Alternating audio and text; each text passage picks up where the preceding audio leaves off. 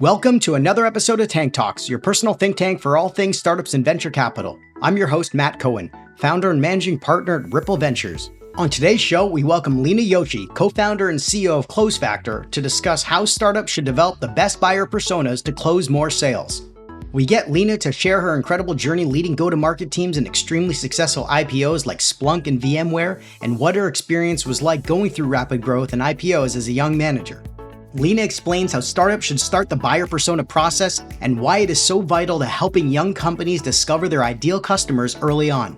We cover how companies can collect and use data to enhance their buyer personas and how they can be more targeted using CloseFactor to assist in the process. Finally, we cover the importance of also creating a negative buyer persona and why startups often sell to too many customers early on and have the highest failure rate. But before we get started today, as our listeners probably know by now, the team at Ripple is always focused on helping our founders and portfolio companies find the best partners to work with. And when it comes to corporate finance and cash management, there's nobody we recommend more than the team at Jeeves. At Ripple, we manage all our fund expenses and employee credit cards using Jeeves. The team at Jeeves helped me get my team set up with physical and virtual cards in days. I was able to allow my teammates to expense items in multiple currencies, allowing them to pay for anything, anywhere, at any time. We weren't asked for any personal guarantees or to pay any setup or monthly SaaS fees.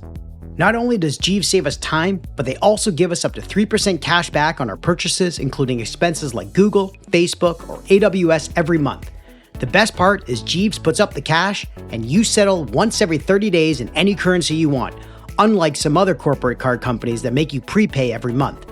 Listeners of Tank Talks can get set up today with a demo of Jeeves and take advantage of our Tank Talks special with a $250 sign-up bonus and skip the waitlist that already has thousands of companies waiting on it by visiting tryjeeves.com/Tank Talks. Use referral code Tank Talks to get set up today. Now let's jump into the tank for this week's episode with Leena Joshi from CloseFactor. Thanks for joining us in the tank today, Leena. Happy to be here, Matt. It's lovely to be talking to all of your listeners. You know, Leena, I'm really excited to have you on the show today because your background in and around the tech industry goes back some time. But before we jump into today's topic, it would be great if you can give our listeners a brief background on yourself and how you ended up working across so many amazing companies during your time in technology. I believe if you spend enough time in Silicon Valley, you do end up with many amazing companies. But just as a background for myself, I'm an engineer by training, software engineer by training. I did my MBA from Indian Institute of Management in Calcutta. And then I started work here in the United States sometime in the 90s. Yes, I'm dating myself. I worked at Intel, VMware, Splunk, Redis, and then most recently an advanced AI company called Petuum before starting CloseFactor, which is my first foray into founding a startup. I love it. If you spend enough time in Silicon Valley, eventually you'll find yourself at some amazing companies. There's a great lesson for anyone who is maybe scared to move out to Silicon Valley, right? Yep. There you go. Well, you spent 5 years at Splunk as a senior director of solutions marketing, leading a team of product marketing professionals focused on submarkets that Splunk played in. So what was that experience like managing a team, and how did you make yourself a better manager while moving the company forward? Well, Matt, a lot of my role was focused on making Splunk as a platform relevant to specific problems that professionals in IT markets or application development were facing. This was a few years ago. Over this time, it expanded to cloud, mobile apps, and Microsoft technologies as well. And just as what it meant to me, first of all, it was a time of great learning and transformation, both for me and for the talented folks on my team. As a manager, I learned that the team really, really enjoyed sharing best practices and ideas with each other. Like the team part of their job was something they valued a lot. The other big learning for me was that, as someone with an engineering background, I used to find that discussion and debate was sometimes a waste of time. However, as a manager, I learned that discussion debate actually yielded some very productive best practices and sharing. And lastly, I would say while many managers do this well already, it helped me realize that one's role as a manager and a leader is really to help other people realize their potential to the fullest. And that was a lesson I learned pretty clearly at Splunk. And have you seen any of the people that you mentored or managed become great managers later on in their careers? Of course. And, to this day, I'm good friends with most of them. I stay in touch with most of them. I really enjoy talking to them. And it's been a pleasure seeing them develop and Yeah, for sure. That always gives you some good feelings for sure as a manager that mentors other future managers. But you also led the go-to-market teams there and also had some successful IPOs, including the Splunk IPO, which went from 35 million in revenue to 450 million in revenue during your time there, as well as VMware from 250 million to over 2.8 billion in revenue. So what was that experience like going through that rapid growth in the IPO as a young manager? Well, IPOs are exciting times, I have to say. The rapid growth part is the one that is really exhilarating and also a test of anyone's mettle. At VMware, we went through a period where we were adding 200 new hires a week. At Splunk, we went through a similar phase of growing like crazy. All the time, the most important thing to remember is to not become a bottleneck. You have to put in place processes that help others scale, process that may seem like a burden at times, but it's really the only way to move fast without breaking things. 200 employees a week. Talk about building a spaceship in mid-flight. I mean, that's Yeah. unbelievable. What was breaking down all the time that you were just constantly being, putting out fires with? What do you remember during that time of hiring so many people? I remember that there was a lot of effort spent in onboarding new people and on the fly adapting to new territories that were being carved, global teams that were being put in place. There were some overlaps, and we were like a central product marketing team at the time, and the number of constituents that we had to work with kept growing.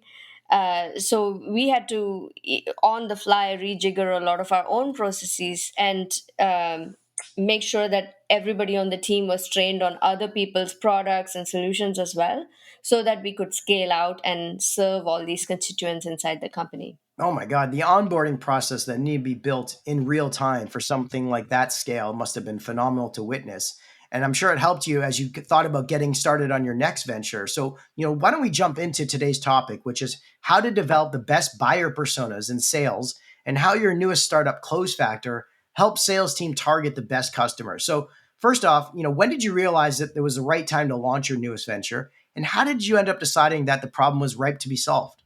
Great question. To answer your question on when is the right time, it really came in my previous company. I worked at an advanced AI company, and inside that company, I could see that machine learning and natural language processing, on the one hand, had grown up so much. The results that you could achieve with that technology were amazing. At this company, I own sales, sales ops, marketing, inside sales, and while NLP has grown up, I was still doing things manually. I was carving out account lists manually, sourcing the research for our reps manually, and I was being pitched a lot of tools at that time. And everything that I could see on the market was this, giant repository of stuff. It was neither relevant to me. It was not. It did not have the customization needed for what I wanted in terms of go to market, and it wasn't deep enough. So I felt like there was a hole in the market, and I was talking to my co-founders at the time. One had done a startup in the machine learning space before and had witnessed for himself like how much the market had changed, and the other was head of machine learning at talent solutions at LinkedIn, and had previously been at Google and had himself seen sort of the market advance in the last few years. So we felt like this was the right time, given the growth and maturity of the natural language processing models, that we could make a dent in automating a lot of the grunt work that salespeople do, that marketers do. And in along the way, we discovered that we could not only automate that work, but we could also serve up sort of the data in a way that helps you carve out your TAM, your ideal customer profile, segment your accounts in a more sensible way, so that you can go after accounts that you can sell to right now, as your first targets, then the accounts that are going to be ready to buy later as your next targets, and so on. That's amazing. You were feeling the problem yourself, and then you found experts in the natural language processing, NLP, and machine learning fields to validate that this problem could be solved. But when you think about buyer personas, we think about this semi-fictional character of your ideal customer persona, your ICP, that hopefully is based on data and research that you've collected, which you had to go through manually. So even before you got started with CloseFactor, how did you think about who to interview or who to talk to that could fit your potential buyer persona when you didn't have a lot of data to go on in the first place? Let me take a step back and just talk about buyer personas for a second. The success of any product or sales team depends on not just closing a deal, but really solving the customer's problem.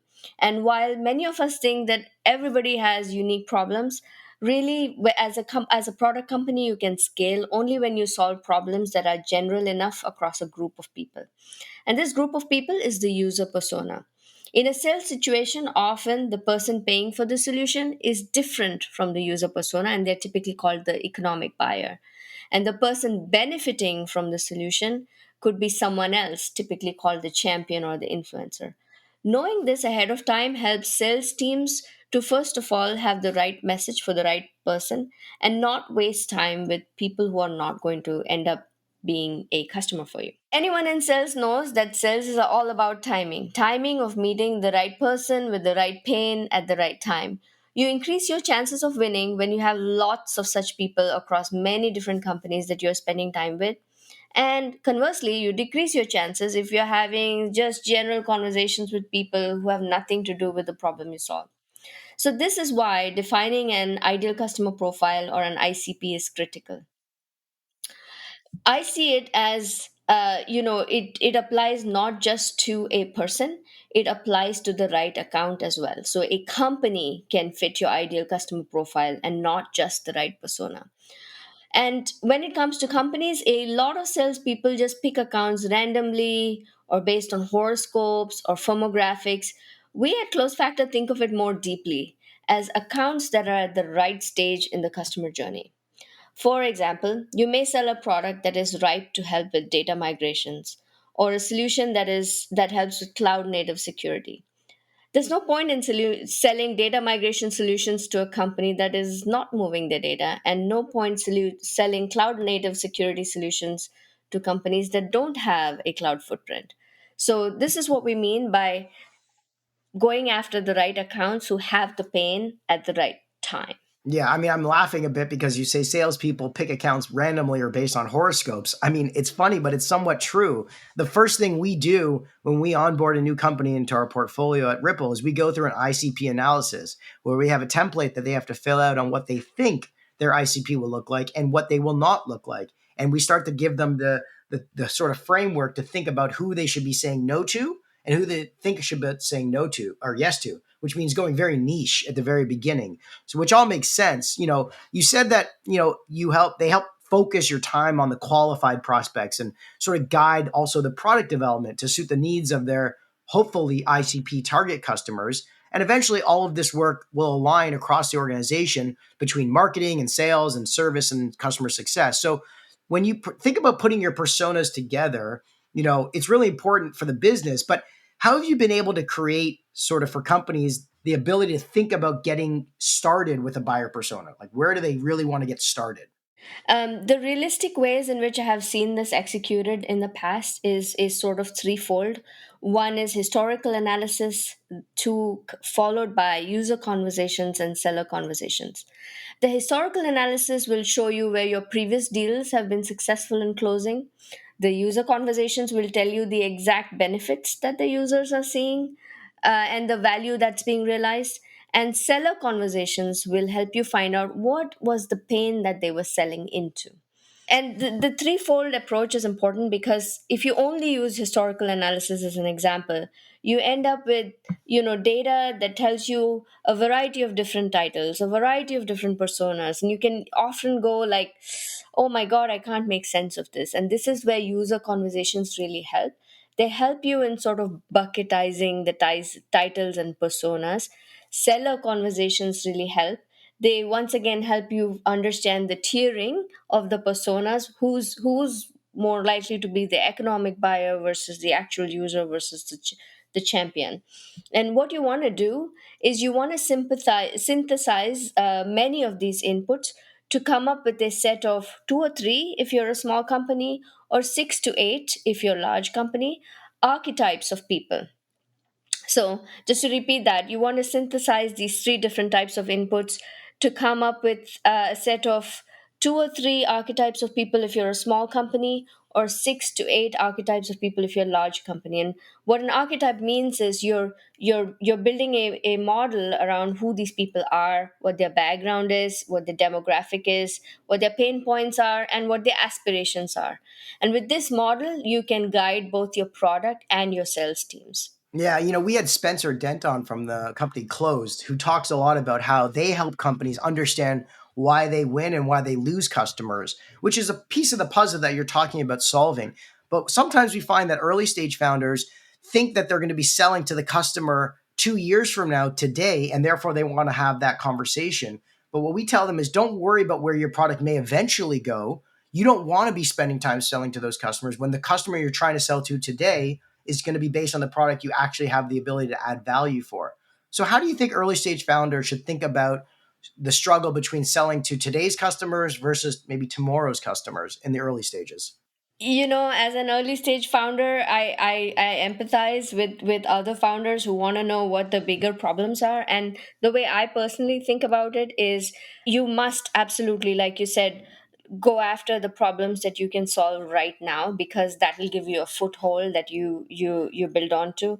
The reason why a lot of different founders have these bigger conversations is because from the standpoint of vision, you want to know that there's a bigger problem that you can eventually solve. However, I totally agree with you that you probably want to limit sort of the big picture vision conversations to a few and focus on just to keep everybody on the same path, like focus on the problems that you can solve right now. Yeah, that we call that the red shiny ball syndrome. You're just chasing whatever shiny object comes in front of you, and then that leaks its way into the product, and then your engineering team get all wrapped up in building something really sophisticated for one large enterprise, but then it really doesn't end up working out, and you soaked up all these resources into that potential 2 year vision strategy, and you've left all these like breadcrumbs on the table that you could have actually picked up pretty quickly and got to hopefully some product solution or eventually product market fit faster. So, can you suggest on where companies should really start on their buyer persona mission,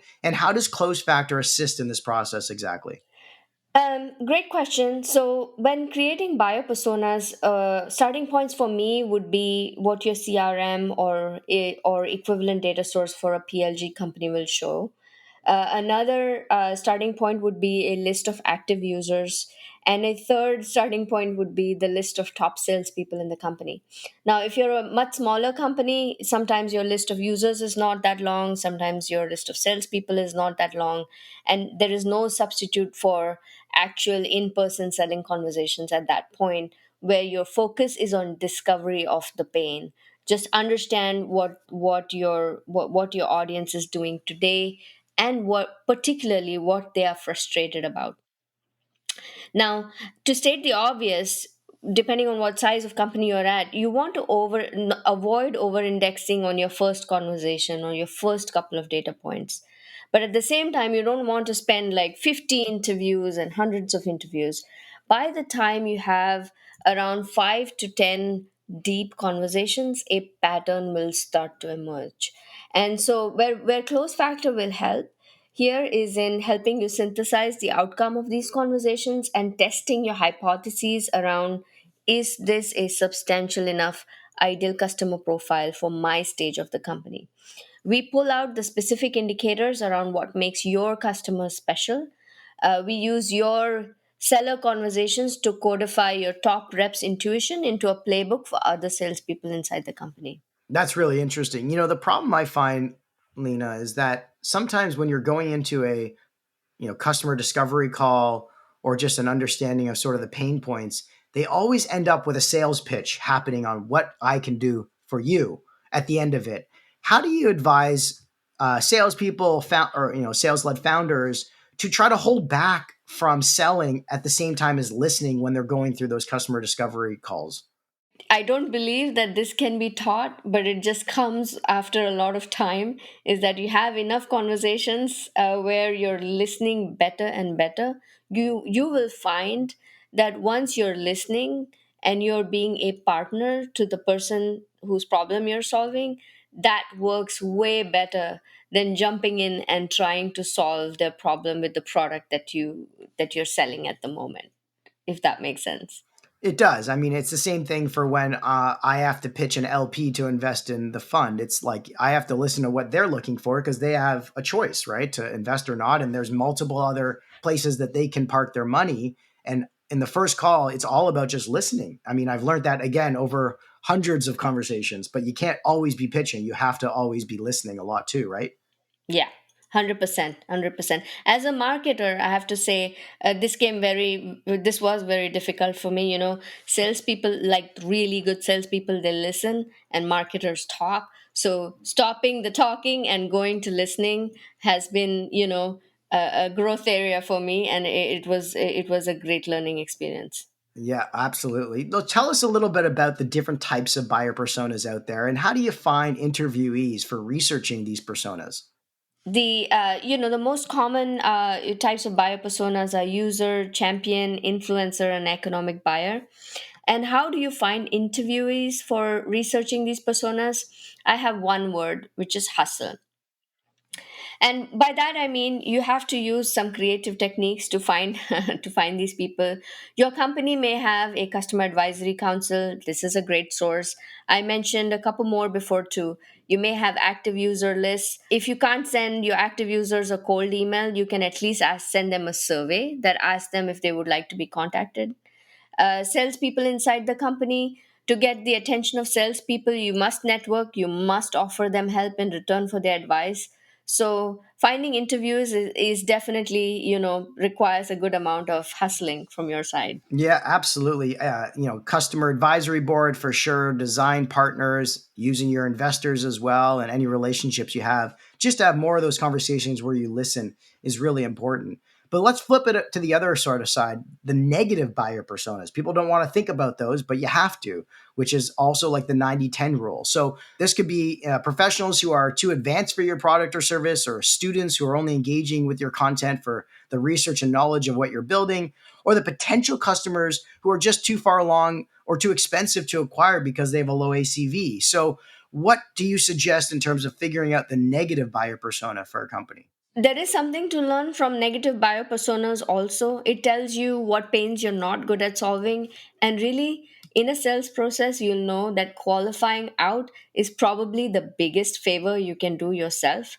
So, interviewing the negative bio personas will give you the sound bites, the pain points that you're not addressing at the moment, that you can tell your salespeople or your product people, hey, we're not going after this problem. When you hear this problem, qualify these folks. This helps you keep your sales pipeline clean. It helps you not waste your salespeople's time.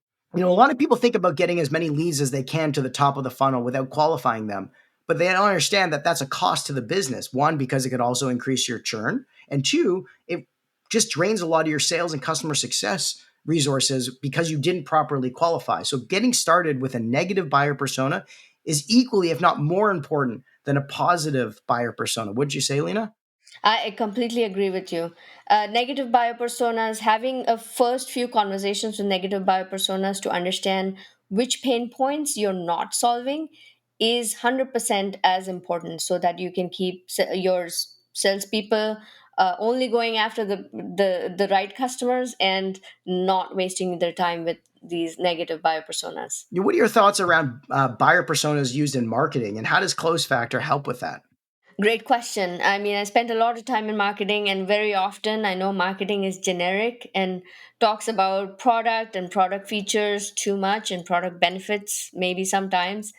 Defined buyer personas can actually help marketers key into the pain felt by these buyer personas and talk to them very, very specifically rather than being generic. Close factor, as a matter of fact, can help you identify and hyper personalize your messaging to the pain that the buyer personas are feeling. What about your sales teams providing feedback on the leads they have and that the ones they're interacting with the most? And how does that translate into creating a better type of customer persona that the entire organization can serve best? Because sales teams obviously has their motivations on why they think it's their best chances of closing a deal that fit their persona.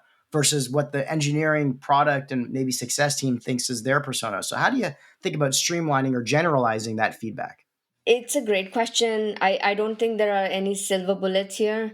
And I would say, some of the terminology being used, sales teams feedback on leads is one thing, but really you want to see how the leads progress through the various sales stages. And you want to also keep track of which leads fell out of the funnel and why. Both of those pieces are important. Which leads progress to the different stages of your sales pipeline gives you a sense for what is more likely to be your the ideal buyer persona for your current set of features, and which leads fell out gives you insight into what could be a negative buyer persona, or leads for which you don't have the right features yet.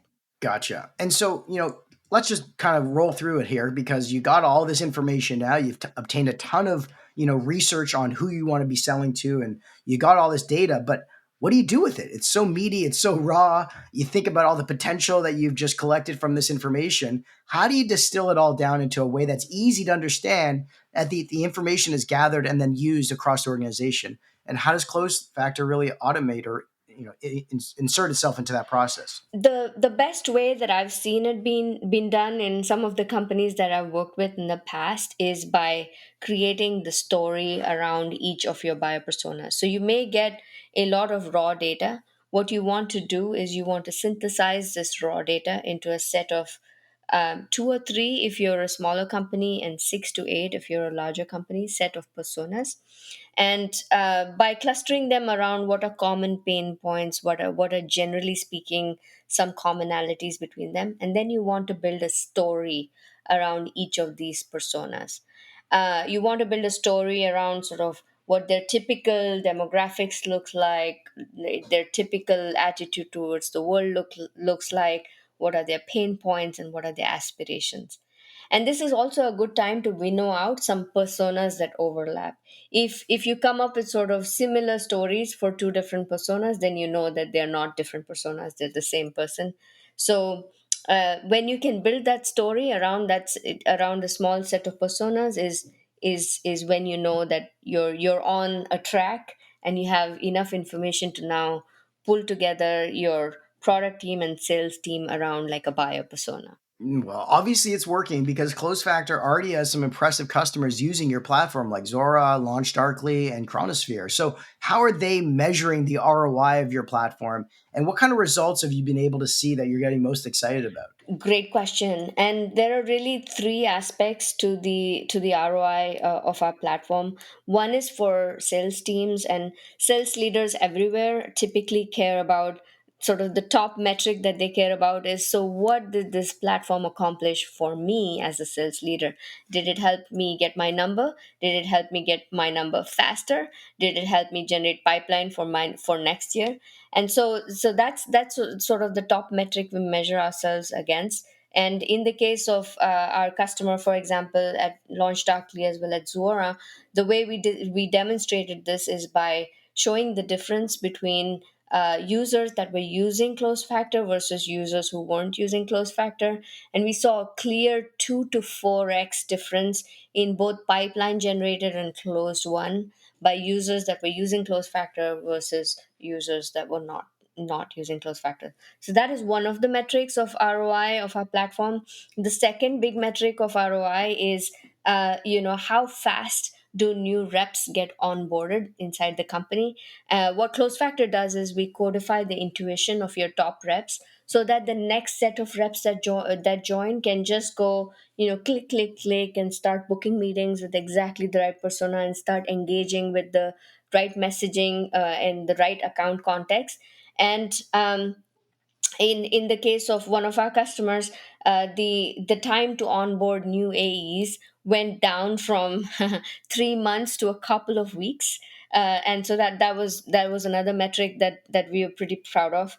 And lastly, on the strategic side of things, we help our customers identify and answer some very important directional questions, like where is new opportunity for me in the next year? Is it in new logos, or is it in expansions within current opportunities?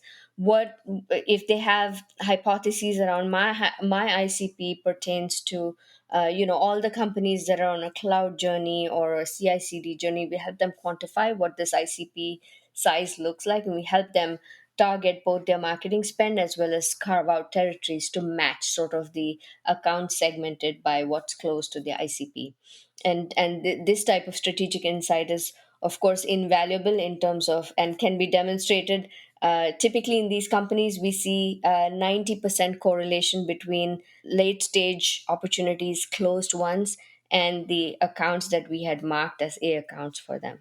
Wow. I mean, the fact that you're able to A B test with inside a company's sales team to see how they're performing with CloseFactor and without just really shows how your platform can really show ROI cleanly based on the data that you're able to gather. But I also got to ask, you're eating your own dog food, I assume, in the customers that you're selling to. So, what is your ICP and your buyer persona look like? And how has that evolved from the beginning to where you are now? Great question. And in the beginning, we were basically talking to almost every company under the sun. Of late, we have realized a few things. One is our bio ICP is mostly companies that are scaling their sales teams. They have product market fit, or they have go to market fit, and they're looking to scale how they go to market. That's really the ideal persona for us, and account persona for us. And typically we see this in a number of buying indicators, like if they're hiring sales reps of any kind, BDRs and AEs, if they have at least one sales ops person in place, which gives us the comfort that they have a process. And if they have like a VP of sales in seat, or a CMO or CRO in seat, that also gives us comfort that they're looking at things in a strategic way and trying to accelerate growth as fast as they can.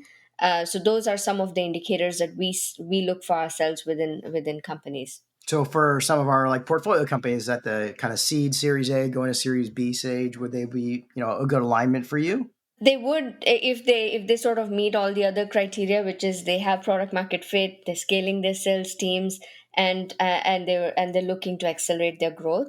At the moment, we focus on tech companies, meaning software, cloud, infrastructure, data and analytics, DevOps, but we're also expanding into adjacent areas. Well, that's great because that's what we do, B2B SaaS and DevOps and dev platforms. So excited to find ways to work together. You recently announced your $4.5 million seed round led by the amazing team at Sequoia. First off, congratulations on landing Sequoia as your lead investor. And secondly, can you share more about the fundraising journey you went on and how the round came together with Bogomil?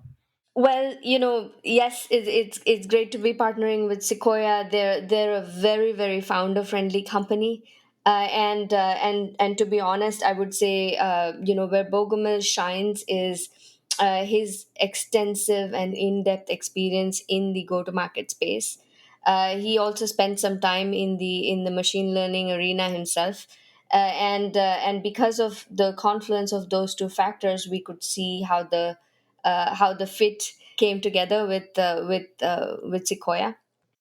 I would say, on the fundraising journey, you meet investors of all kinds. You want to pick the investors that are going to partner with you for the long term, that can add value to you in terms of your thinking around product, go to market, and roadmap. And that was how the partnership with Bogomil and Sequoia came about. Well, that's fantastic. And congrats again. What can we expect from you and your team in the coming months? And how should companies get in touch with you to see if CloseFactor is best for them? We are very excited to bring to market a number of new features in the CloseFactor platform, but really we are even more excited to sort of bring the strategic product to market in the coming months, which helps people do things like one-click TAM, one-click ICP, one-click marketing spend tracking. And if companies want to get in touch with us and learn more about what we can do for them, you can always email me, Leena at closefactor.com, or you can come to the closefactor.com website and request a demo. We're happy to be of help. Fantastic. Before we wrap things up, we always ask our guests for their fast favorites. So, first off, your favorite podcast. I would say it's Invisibilia from NPR. It has all it has a range of wide variety of topics that I'm interested in, and so it meets the variety category for me. What's the wildest one they've covered recently that we should be excited about? I heard one on whale sounds that was super exciting for me. I don't know if it was as exciting for other people. That's pretty cool. Pretty weird, but pretty cool. Favorite newsletter or blog? Well, I read The Economist, and I follow CB Insights even though I'm not a subscriber.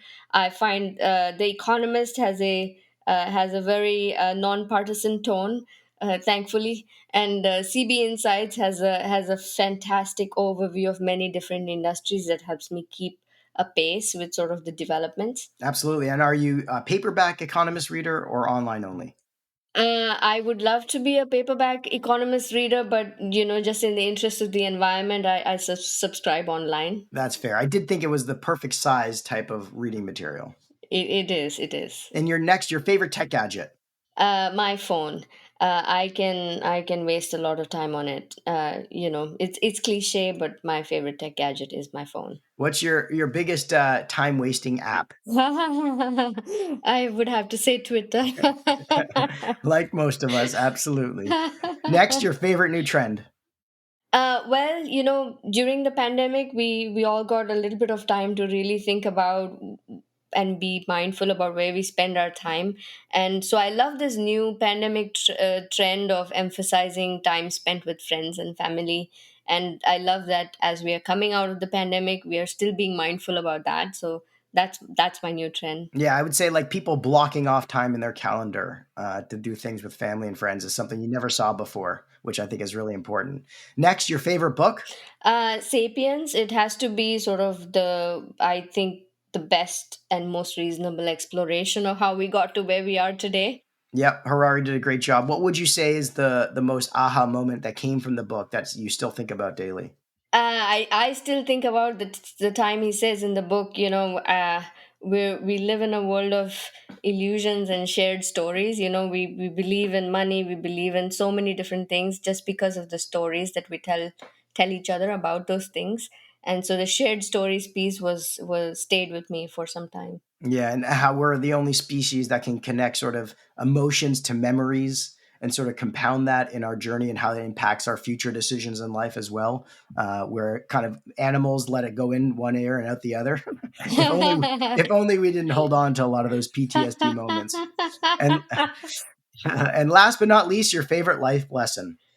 Well, you miss 100% of the shots you didn't take. So if you want to do something in your life, go for it. Is really my favorite life lesson. Yep, you have nothing to lose and everything to gain at the early stage of your career. So why not try it, right? Yeah. Well, this has been fantastic. Thank you so much for joining us in the tank today with Leena Joshi from CloseFactor. Thank you so much, Matt, for the opportunity to talk about CloseFactor and about the buyer journey with so many of your listeners. Thanks for listening to another episode of Tank Talks. To learn more about this episode, be sure to go to Apple Podcast or Spotify to find more detailed notes on this episode or to check out previous episodes. Also, if you enjoyed this episode, please leave us a review and a rating as it helps us out a lot. And hit that subscribe button so you can get notified when new episodes come out. Finally, make sure to give me a follow on Twitter @MattyBCohen or @Tank Talk Podcast to stay up to date on new episodes or to be a guest on our show. Till next time,